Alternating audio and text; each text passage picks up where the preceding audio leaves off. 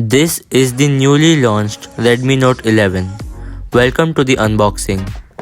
It is the successor of last year's revolutionary Redmi Note 10 series, and let me tell you, this too packs a serious punch for the price.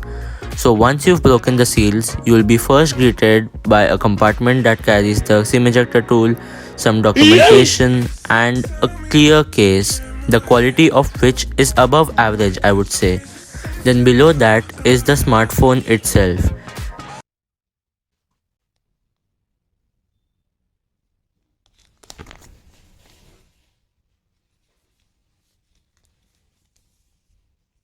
This is the Horizon Blue color with 6 gigs of RAM and 128 gigs of storage.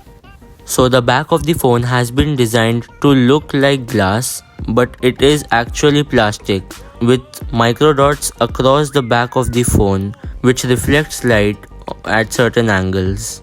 Nevertheless, the build quality of the phone feels premium in the hand. Next, you also get a Type-C cable with orange accents on the inside and a 33-watt Pro fast charging brick, which will charge up the 5000 mAh battery in under an hour.